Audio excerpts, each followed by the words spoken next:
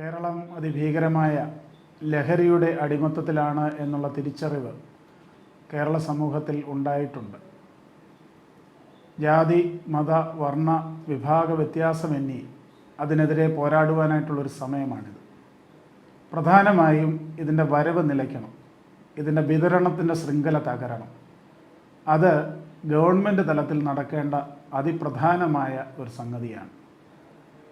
അതോടൊപ്പം തന്നെയാണ് എന്തുകൊണ്ടാണ് നമ്മുടെ ചെറുപ്പക്കാർ, അതുപോലെ തന്നെ കുട്ടികൾ ലഹരിക്ക് അടിമയാകുന്നത് എന്നുള്ളതിനെക്കുറിച്ചുള്ള ഒരു ചിന്തയും ഡിസ്കഷനും ഈ കാലഘട്ടത്തിൽ സംഭവിക്കേണ്ടതാണ്.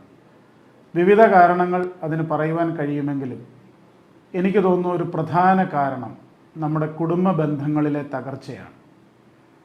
എൻ്റെ ചെറുപ്പകാലത്തും ഒരു കൂട്ടുകുടുംബ വ്യവസ്ഥിതിയായിരുന്നതിനാൽ മാതാപിതാക്കൾ തിരക്കും ജോലിയുടെ തിരക്കും ഒക്കെ ഉള്ളപ്പോൾ നമ്മെ കാണുവാനും അറിയുവാനും അതുപോലെ തന്നെ ഒരു ശിക്ഷണത്തിൽ വളർത്തുവാനും ആ വീട്ടിൽ മറ്റംഗങ്ങൾ ഉണ്ടായിരുന്നു.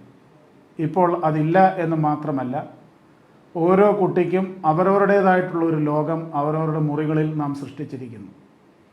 അവർക്ക് ലഭ്യമായിരിക്കുന്ന സ്മാർട്ട് ഫോണും അവരുടെ സ്വകാര്യ ലോകവും അവർ എന്ത് ചെയ്യുന്നു എന്നുള്ളത് അവർക്ക് മാത്രം അറിയുന്ന ഒരു തലത്തിലേക്ക് മാറിയിരിക്കുന്നു. മാതാപിതാക്കളുടെ തിരക്ക് പിടിച്ച ജീവിതം, കമ്മ്യൂണിക്കേഷൻ ഇല്ലാത്തത്, കുടുംബ കൂട്ടായ്മ ഇല്ലാത്തതൊക്കെ വളരെ പ്രധാനമായ ഒരു വിഷയമായിട്ടാണ് എനിക്ക് തോന്നുന്നത്. ആയതിനാൽ നിയമപരമായ എല്ലാ കാര്യങ്ങളും ചെയ്യുന്നതോടൊപ്പം തന്നെ കുടുംബ ബന്ധങ്ങളിലേക്കുള്ളൊരു മടങ്ങിപ്പോക്ക്, ശരിക്കും കുടുംബാംഗങ്ങൾ ഒരുമിച്ചിരുന്ന് സന്തോഷത്തോടെ ആശയങ്ങൾ പങ്കുവെക്കുന്ന, തമാശകൾ പറയുന്ന, ഡിസ്കസ് ചെയ്യുന്ന ഒരു അന്തരീക്ഷത്തിലേക്ക് കുടുംബങ്ങൾ മാറുന്നില്ല എങ്കിൽ നമ്മുടെ കുഞ്ഞുങ്ങൾ അവരുടെ കൂട്ടായ്മകൾ അവരുടെ കൂട്ടുകാരിലേക്ക് മാത്രമായി ഒതുങ്ങിപ്പോകുന്നതും നവമാധ്യമങ്ങളിൽ മാത്രമായി ഒതുങ്ങി നിൽക്കുന്നതുമായി മാറുന്നു എന്നുള്ളതാണ് എൻ്റെ ഒരു വീക്ഷണം. വലിയൊരു ആപത്ത് നമ്മുടെ മുമ്പാകെ ഉണ്ട് എന്നാണ് എൻ്റെ വിചാരം. അതുകൊണ്ട് ദയവ് ചെയ്ത് എനിക്ക് മാതാപിതാക്കളോട്, കുടുംബാംഗങ്ങളോട് പറയുവാനായിട്ടുള്ളതാണ്, കുടുംബ കൂട്ടായ്മ തീർച്ചയായിട്ടും ശക്തിപ്പെടട്ടെ എന്നുള്ളതാണ്. നമ്മുടെ കുഞ്ഞുങ്ങളോട് കൂടെ ഇരുന്ന് സംസാരിക്കുവാനും അതുപോലെ തന്നെ അവരോട് കമ്മ്യൂണിക്കേറ്റ് ചെയ്യുവാനും അവർക്കും ഭയം കൂടാതെ നിങ്ങളോട് വന്ന് സംസാരിക്കുവാനും ഒക്കെയുള്ള അവസരങ്ങൾ ഭവനങ്ങളിൽ ഒക്കെ ഉണ്ടാകട്ടെ.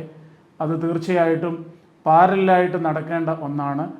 നമ്മുടെ കുട്ടികൾക്ക് സ്കൂളുകളിലൊക്കെ ആണെങ്കിലും കൗൺസിലേഴ്സ് ആവശ്യമുണ്ട്.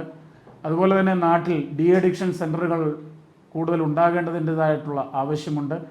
ഇതെല്ലാം സമഗ്രമായ ഒരു പഠനവും ഒരു പദ്ധതിയും തയ്യാറാക്കി അവതരിപ്പിക്കുകയും അതിലേക്ക് പ്രവർത്തിക്കുവാനായിട്ട് വോളണ്ടിയേഴ്സായിട്ടുള്ള ആളുകളെ കൂട്ടുകയൊക്കെ ചെയ്യേണ്ടത് ഈ കാലഘട്ടത്തിൻ്റെ ആവശ്യമാണ്. സമൂഹം ഒരുമിച്ച് നിൽക്കേണ്ട സമയമാണിത്. ഈ ആപത്ത് നമ്മുടെ സമൂഹത്തെ ഇല്ലാതാക്കും. ആ അപകടം മനസ്സിലാക്കി എല്ലാവരും ഒരുമിച്ച് ചേർന്ന് പ്രവർത്തിക്കുവാൻ ഇടയാകട്ടെ എന്നാണ് എൻ്റെ ആശംസ.